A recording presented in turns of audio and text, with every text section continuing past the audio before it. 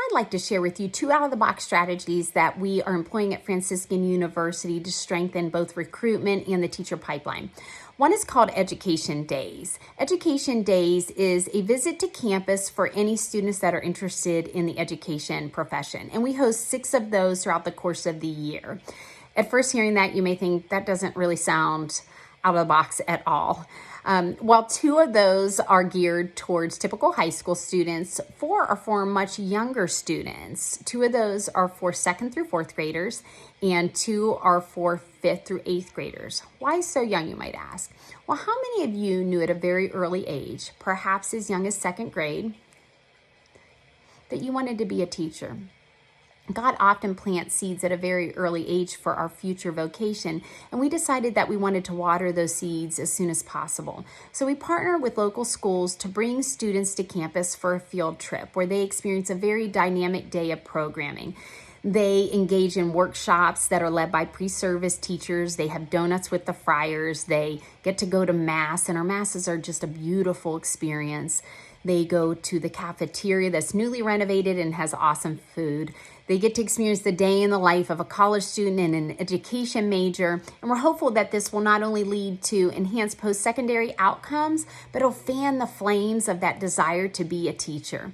And we have reason to believe that we'll eventually see these students in our very classrooms, because the high school students that experienced a similar education day, but which has programming geared towards high school students, they are matriculating into our education program. So we're quite hopeful.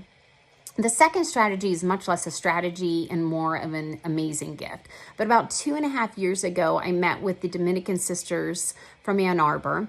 They have an apostolate to education, and they are a thriving order. Their numbers are growing, and that's amazing.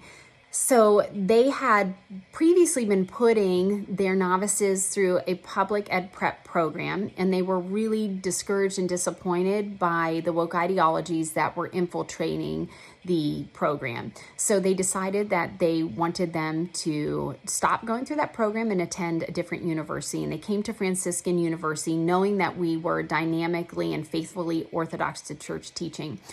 And they wanted to learn more about our Ed Prep program. And when I shared with them that we were trying to integrate Catholic identity in all of our coursework and teach our teachers to teach in light of a Catholic worldview, they knew that they wanted their novices to go through our program. So they set up a community in our area, and we've been so blessed to have their novices come through the program, because the formation that they have received is perfectly aligned with what we're trying to achieve, to equip our students to teach in light of a Catholic worldview. They have been able to teach their peers how to do so. And their presence in the field has been a witness to the fact that vocations are not dead.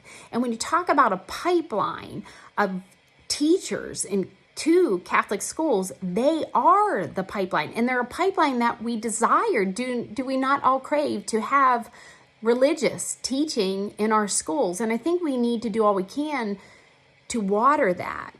As an EPP at a Catholic university, I feel obligated to do all I can to help nourish that. So we have an ongoing dialogue with the sisters, asking them, how can we better meet your needs? Are they satisfied with their coursework? And so we talk very often. Again, I feel like religious are at the heart of the church, and if there's anything that we can do to increase their presence in schools, let's do it. So those are just 2 strategies that we're employing, or should I say, 1 strategy, 1 amazing gift that we're trying to nourish.